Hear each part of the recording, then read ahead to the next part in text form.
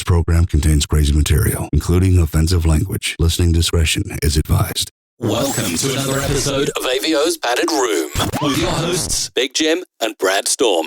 Today, our guest comes from across the pond and lives in the UK.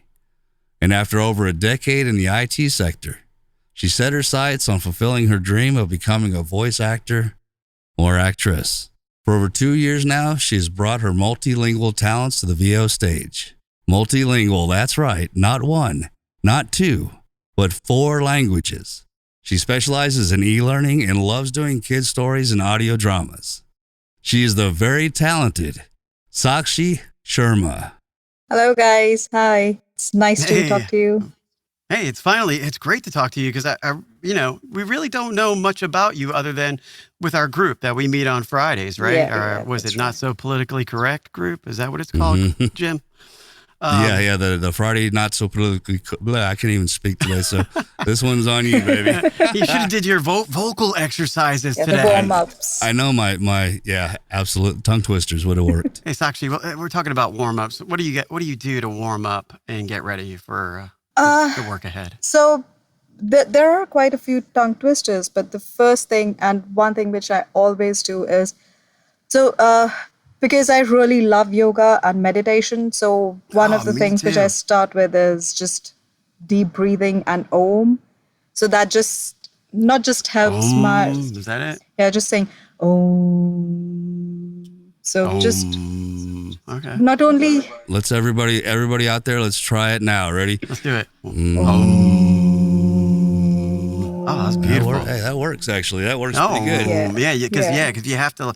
It's always important to stretch your mouth out as far as exercising your vocal cords and everything. And then you can. But you look really. We all look stupid doing it.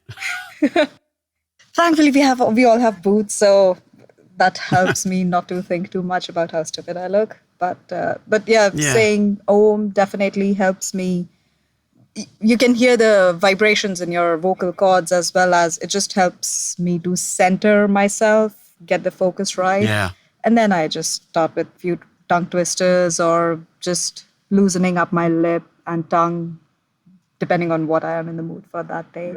Yeah, I forgot to do the tongue twisters today. I think that's my problem. Yeah. If I forget my warm-ups, I'm really off my game. And one thing, like you said, with yoga, and I've been doing yoga, it's kind of like, it's more like guys yoga, like DDP yoga. I don't know if you ever heard of it, but I really enjoy it. And it really helps me control my breathing and strengthens the core. Yeah. So when you find out when you're starting to do more reads that you can push out a lot easier when you're delivering your reads than you could before you had the strength.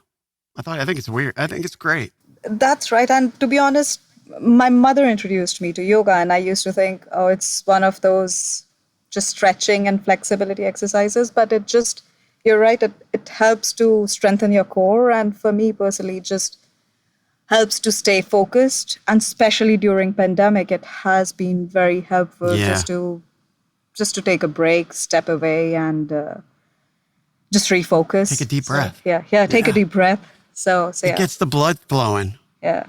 So, and it just calms, especially if you're panicking a lot or, for example, if there's an important audition or a live session, and if you start overthinking, just take a deep breath, and that helps me a lot.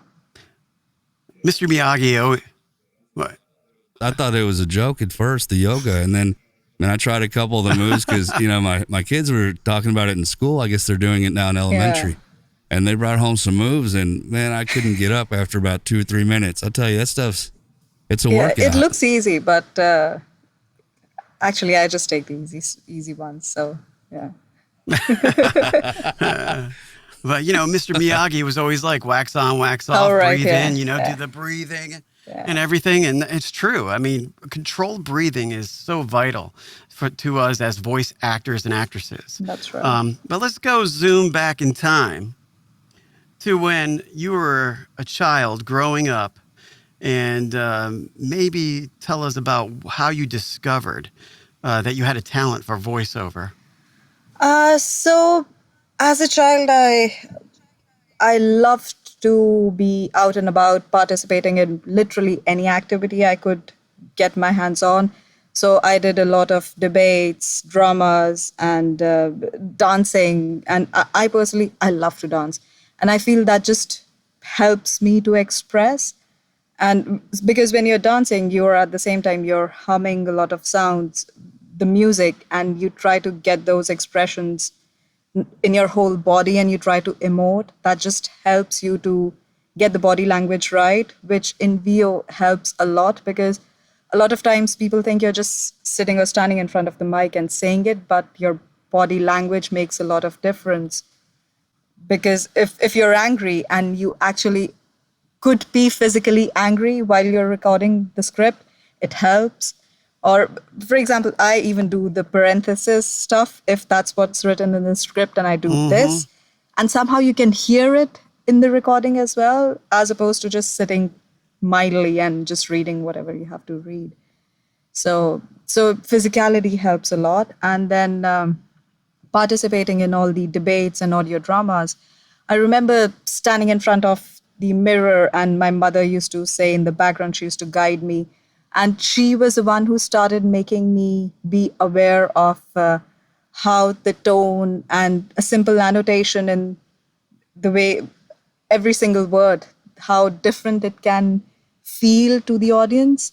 So that really introduced me to the intricacies of every word that you pronounce, the way you pronounce it, and if you feel the emotion behind that word, people who are listening to it can actually get that emotion, as opposed to if you're simply reading out bluntly, then people do tend to lose the chain of thought that you're talking about. It's so monotonous. But if you have all the emotions in place, and if you can feel that emotion while you're talking, and you can somehow project that emotion in every read, your listeners, they can feel that emotions through your words. And it's a very strong and very potent feeling. So yeah, that's what got me. And it used to excite me whenever I used to listen to good orators, that they would use simple words, not very heavy vocabulary, but still the way they said it, it leaves such a lasting impact. And it seems like you can actually understand what they're saying. Every word makes sense and you can relate with it. So yeah, that's what got me very interested in voiceovers and how our audios, the impact our audio can have. And I try to do a bit of theater. When I started my IT career, I tried to do theater, but then it's too unnerving for me to be on stage. And yeah, well, I know that just talking, you've got me and Brad just kind of mesmerized here. We're like, so I can see you're very, very talented at it and stuff. you. So yeah, you're right. You don't want to sit there with your arms down here and say, yeah, I'm mad. I'm really mad. I was just going to say, getting into it. I was going to say that I get, you slap me, give me like a what is it, an internet slap to the face to get me mad. And I get fired up, or I get my wife to do it. I get my wife to slap me in the face. I thought you were going to say, give you a hooker and you're all fired up. Dude. What? Oh, you're crazy, horrible. You're crazy. So your mom was your first like mentor, pretty much. yeah, she was. She guided you. Yes. So you traveled all around the world, right? You've been all over, correct? Yeah, not all over, but yeah, quite a few places. I've been. Was it four or five different places? Yeah, 4 countries. So quite a bit within India itself, and then I worked in US for a while, lived in Singapore for 2-3 years, and then here in UK for about 6 years now. Actually, yeah, we complete 6 years today. So congratulations! So on that. yeah, thank Congrats, you. absolutely, yeah. What was the best place you've been? The most memorable for you? Every place has its own unique charm. Like, I definitely love India. And also I love the Indian street food. That's one thing I miss the most wherever I'm living. Food. Yeah, food. That's one central part where my life revolves around. So I love food too. But Jim, you love food, right? Oh, absolutely, man. I'm surprised to A hear little bit that. more than yoga. That's what's making the DDP yoga so hard now. He stretches with a pizza. Yeah. Oh yeah. In fact, the only reason I exercise is so that I can eat more. So yeah, that's my me motivation. too. I mean, I do the same thing, Jim. I got a pizza in my hand too, because I can't give up the Mexican food. I can't give up the Italian food. Yeah. And my buddy's on a keto diet with, I don't eat bread or pasta. I'm like, oh my God, how many things have bread in it? I'm like, holy mackerel, man, everything has bread. And my wife's Hispanic, so she cooks all the time, man. It's awesome. That's awesome. That's a good thing, man. Yeah. That's good. Yeah, 100 plus pounds.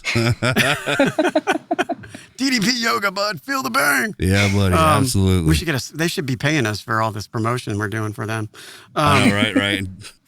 4 different languages, Page, right? if you're listening. 4 different languages. Yep. How do you go about learning 4 different languages? Was this when you were young, or Yeah. did you have to go as you grew older? Thankfully, I learned all of them as a kid. So I grew up in a multilingual household. So English and Hindi were very commonly spoken, and Punjabi is my mother tongue. So most of my family interacts in Punjabi.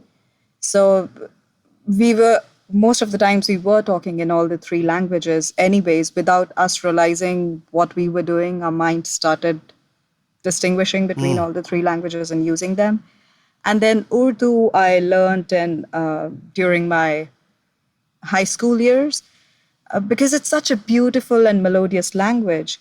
And India has very deep connections with Urdu language as well. There's such beautiful poetry in Urdu and amazing poets. And so they're called shairs. So some really heavy-hitting, emotional poems, they are written in Urdu. And even for the Bollywood songs, when they actually go deep in the meaning of the song, they tend to use Urdu words because they're just magical when you use it. So that drew me to learning the language. And I'm glad I learned that as a kid because I personally think learning new language now at this stage in my life, I would be horrible at it. Yeah.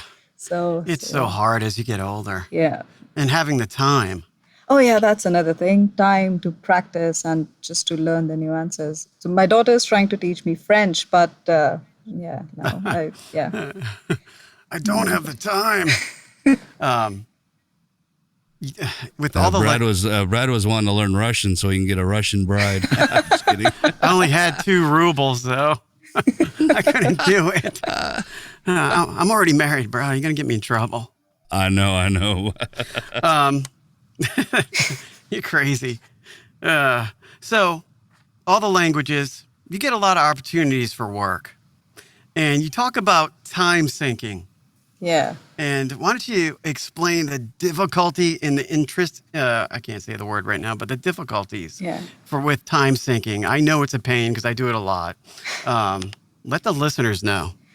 Right. So, because every language, the way you speak and the pace you speak at, it's very different.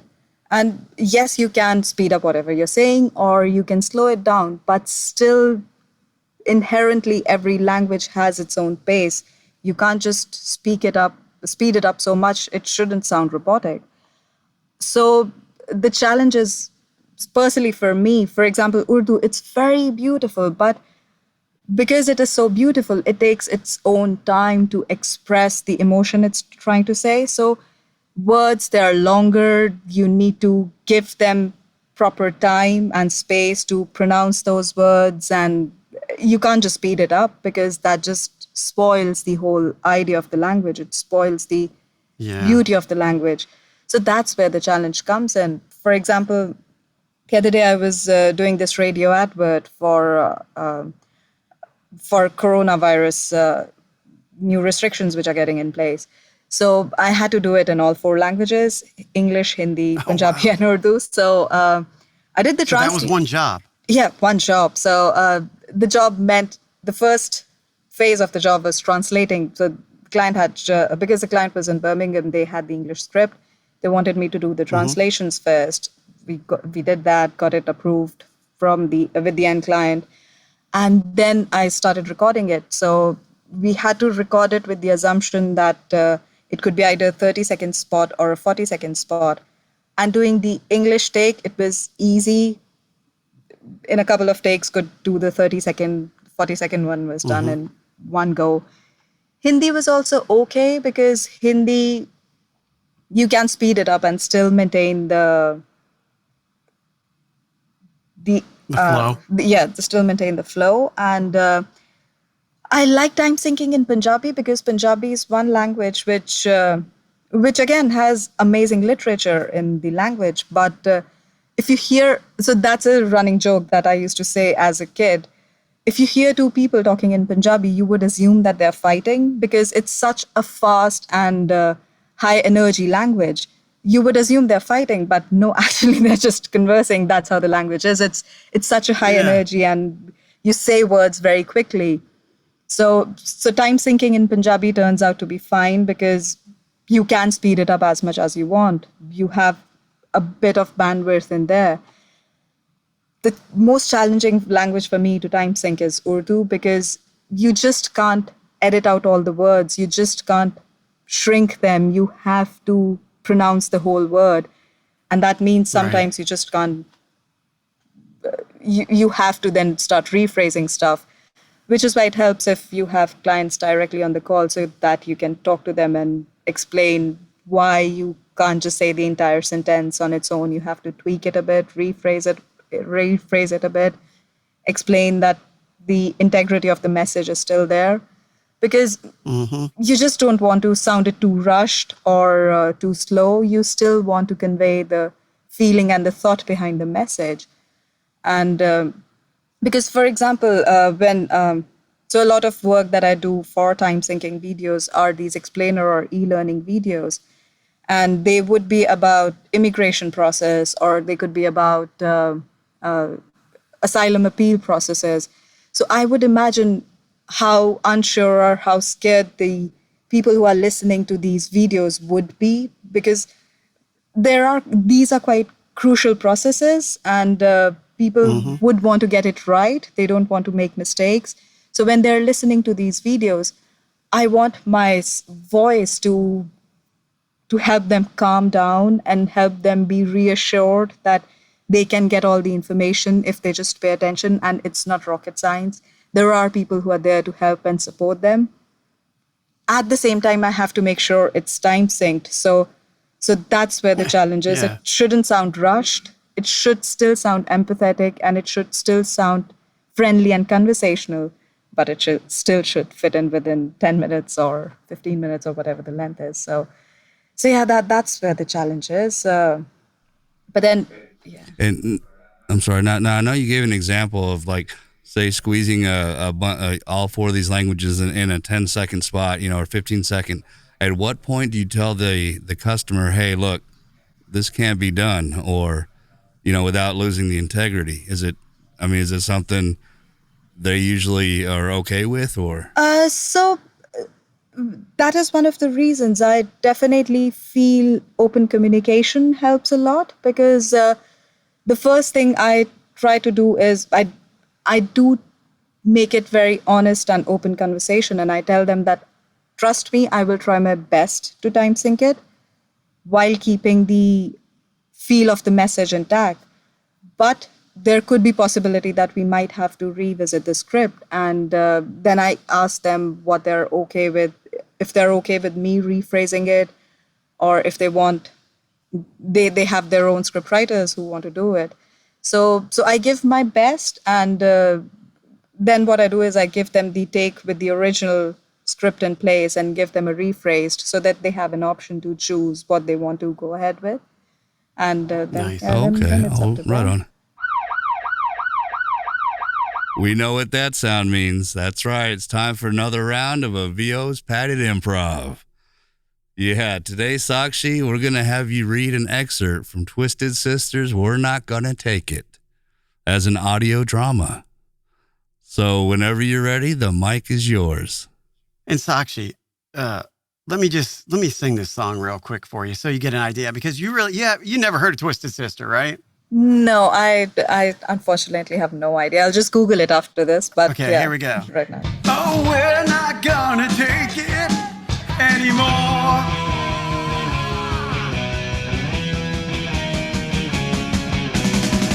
We've got the right to choose it. There ain't no way we'll lose it. This is our life. This is our song. No. We're not gonna take it. No. Okay, so that's the kind of the gist that you get. Okay. I would like you to say it. Or where were you you wanted her to say it in? As an audio drama. How about say it in the beautiful language of Urdu? Urdu. Is it Urdu? Urdu, yeah. Oh, you want me to translate Urdu. it first? Okay. I mean, was that easy? I don't know. I mean, I can try with a couple of lines. I'll do a mix of Urdu and Hindi. I'll do a couple of lines. Actually, that's better. Yeah, that'd be cool. ओह अब और बर्दाश्त नहीं करेंगे अब हम अपना हक चुन के रहेंगे नहीं ओह और बर्दाश्त नहीं करेंगे अब हम अपना ओह हमें हक है अपनी पसंद चुनने का There ain't no way we lose it. This is our life. Why don't you do one of the ones that you've created and read the rest of that? Oh, sure. Yeah, that sounds good. Yeah. There ain't no way we lose it. This is our life. This is a song. We'll fight the powers that be. Just don't pick our destiny, 'cause you don't know us. You don't belong. Oh, we are gonna take it. No, we ain't gonna take it. Anymore. All right. Yeah.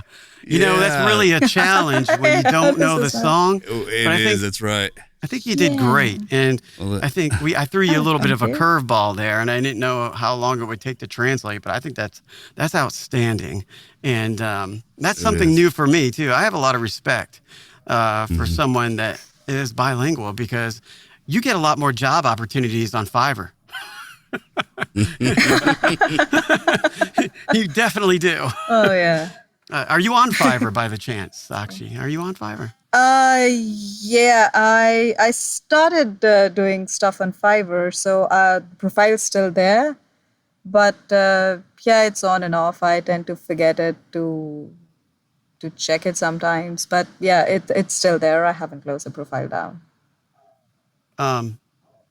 Well, I don't know if there is any challenges, but I think like the topic of the day or the topic of the show is going to be like, are there any challenges with being bilingual in voiceover? Oh yeah, definitely there are because, for example, so there are two aspects to the challenges. So one of them is preconceived notions that people might have. So because I speak the other different Indian languages, and when I talk in English, they kind of assume that there's a certain way that I'll be talking English, but it doesn't always fit in that preconceived expectations that they have of me. So sometimes then they would ask me, can you sound a bit more Indian?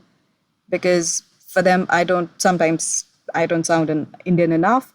Or they would assume that I sound too Indian, hence they would not even consider me to do any job here in UK till the time they actually start talking to me and they realize that it's okay, I can still do a radio advert or a TV advert and people would still be able to understand me. So one of the challenges is that people having preconceived notions that because there are other language group that I speak in, so my English would be impacted by it, which yes, it is, but then it takes a while for people to understand what can or can't work. And the other challenge is if, for example, I'm doing, this job where you have to record in all four languages, because when you're talking in a language, there is a way your mouth rolls, mouth shapes, and your tongue rolls. So switching from one language to another and doing it for 4 different times within a 1-hour call, it becomes very challenging because you record a spot in Hindi and that's how your tongue starts rolling, and then you force it to roll it in a different way because now you're talking in another language. So that transition to move quickly from one language to another, sometimes it becomes challenging. So you just need to take a 5-minute break, do a quick mouth exercise, or just so that, Breathing. just take a deep breath and Or just take a shot of whiskey and next time I'll try that. Yeah. I'll try that next time. With a little bit of Red Bull, you'd be there all you go, right. vodka Red Bull. Gin or tonic. Yeah. Dealing with COVID, it's been pretty predominant here in the States, but has there been any challenges you've had to overcome with COVID in voiceover? The biggest one has been homeschooling because most of the times when I'm recording, it's either when kids are away. I used to record was when kids weren't at house or at night. But when you're homeschooling and kids are also interested because they think, oh, I know. mommy's doing something amazing, hiding inside a booth, and you can hear all these crazy voices. It's my magical So, yeah, closet. the moment I'll sit to record, that's when they'll start knocking and they'll want to come in.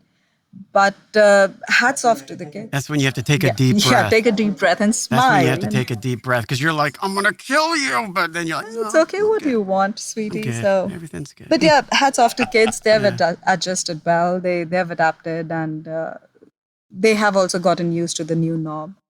But other than that, the silver lining is that it has given us opportunity to work with a lot of people who people like me might not have got a chance earlier to work with them, because now everyone's working remotely and everyone's using Source Connect or Clean Feed or IPDTL to make connections. So being at the actual physical location is not a restriction anymore. So I can work with studios in New York or Abu Dhabi, and so that has increased my reach, and that has been the silver lining, which might not be a very positive thing to say about COVID, but it helps to find a positive perspective for every situation. So yeah, that has helped. But yeah, trying to maintain the balance between kids and still being professional enough has been challenging. As far as the e-learning in that whole world, can you give me, I'm trying to get more involved in e-learning. I'd like to have some pointers as to how to go about that and how to tackle e-learning and finding some work. To be honest, for me, it helped that I could work in non-English speaking languages, because especially during COVID, where a lot of content they had, they wanted to increase the reach, and having physical instructors for all these regional languages, it wasn't an option anymore. So they wanted more to diversify their content. And also, I think now they want to have more inclusion and diversity for everything. So e-learning, and then there are different factors to e-learning as well. So for example, I would play some characters in an e-learning course, which won't be your typical medical narration, making it very single tone. I would be playing a character instead. So yeah, for me, what has worked is getting in touch with the companies who make these e-learning videos, and Through LinkedIn? Because I love LinkedIn. Me too. Also because in my IT job, I used to use LinkedIn quite frequently. So I'm very comfortable using LinkedIn. Facebook, not so much, but LinkedIn, it works great for me. So I do get in touch with people. And also because I have been listening to so many e-learning courses throughout my life. So I just love to narrate e-learning, because I can imagine myself as being a listener to those courses, and that just helps me do a better job, because I don't want to put my listeners to sleep while they're listening to what I have to say. So yeah, that just helps. And if you get an interesting project where you're not just narrating, but sometimes you're even having an interview for an e-learning course, and in the course of an interview, you are just explaining how the company works and what you're doing. For example, last week I was doing this e-learning course where I was supposed to be playing a character of the delivery lead for the Asia Pacific department. So the e-learning course was designed in a way that there was a to and fro between a vendor and that delivery lead. And the delivery all the lead way. so it was very conversational, and it was very interesting because the delivery lead character was being interviewed by this vendor, and the delivery lead was trying to explain the challenges they face or how their methodology works. So they're still trying to explain everything, but it's not very monotonous tone. It's very interactive. The person is laughing and they're having interesting conversations. There would be slangs and there would be some little jokes and puns thrown around. So that makes it very interesting. So yeah, that's definitely fun to do such courses. If there's a young female voiceover artist that's just, kicking the dirt, getting things going, what advice would you give her? Just persevere, don't give up, and listen a lot. Because yes, our job is to talk a lot, but then you can't talk properly if you are not listening to your friends, your coaches, listening to your clients. So listen properly and be a proactive listener, and just persevere and be professional. Remain teachable. Yeah, remain teachable. I mean, absolutely. Yeah, you can what I learn was doing everything. here, I was looking for a script. My very first job, this is a long time ago. I don't know where it is, but it was a book trailer, and it was about an Indian god, or I think it starts with an R. It was a whole lot of Indian words into the script, and it's like I could never get a flow. You're like, because every what? 3 Yeah. words there was some sort of god, Raja. I don't even remember, but it's Raja would be. yeah. It took me like a week. My very first job. That's your I ever first got. one? I mean, this was. Oh yeah, that's a challenge. Well, I Raja almost quit. fucking quit. Yeah. Excuse my language, but man, I almost quit after that. You got any final thoughts, Jim, as far as with No, Sakshi? man, I'm just mesmerized. I've learned so much, and I have a better appreciation for definitely the multi-languages and stuff. So. Well, Sakshi Sharma, we'd like to thank you for coming on the show here on a Vos Padded Room podcast. Do you want to make a shout out to anybody in particular, or make a note of any of your social media content? Yeah, actually, I'll just plug in my social media accounts first. And so I have a YouTube channel where I share such tips around being proactive listener, having the right attitude. So yeah, I try to be as regular as I can with sharing these tips. And you can simply search by Sakshi Sharma and you'll find my channel there.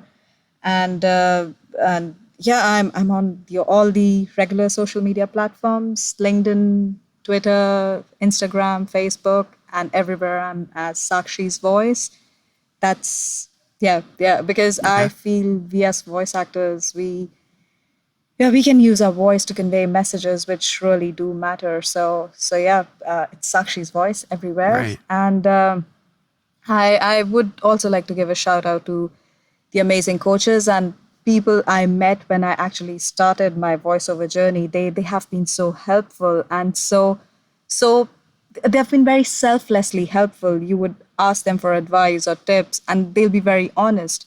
For example, when I started, I thought, I gave myself a year to be where I want to be. And then they were very honest about it. And they said, it's good if you can do it in a year, but let's be realistic. So yeah, shout out to all those people, Patrick, Kevin, and Antonia, and Richard, Nick. They all have been very honest and very open and very, very helpful. So yeah, I love the fact that and Mike, who's in the group as well. So yeah, he has helped me a lot. So in fact, he's the one who told me about our group. So yeah, I thought then I asked him, if you don't mind, can I just join? And I'm glad I did, because you guys are amazing. And I love the conversations which go in. So yeah. Yeah, you guys are too. Everybody contributes to the group, and we appreciate that. Mike is a very talented individual. Yeah. And we're going to be looking to get him on the show here sometime in the future. I'd love to talk to him for 30 minutes as well. Oh yeah. Yeah. Oh, that's going to be fun. Hey, Jim, you gonna make a shout out for your social media? Yeah, you can reach me at what I don't know where the hell you can reach me. You can reach me at bigjimmedia.com or on Facebook, LinkedIn, and Twitter at Big Jim Media. All right. You guys can, ladies and gentlemen, you can reach me at bradstormvo.com. You can reach me on Instagram and Twitter under bradstormvo. Bradstorm Voiceover on Facebook, Bradstorm Lanou on LinkedIn, and on YouTube, Bradstorm. I just want to thank everybody for listening today. And just if you're on whatever platform you're on, please leave us a review and give us a 5-star rating if possible. And Sakshi, we want to definitely give a shout out to you. You've been amazing. Oh, thank you. And thank you so much for joining us. Thanks for having me. It has been so much fun. Yeah, it has been nice to talk to you guys. Thank you. When life gets you down and shit gets real, you gotta punch every day in the face. Yeah.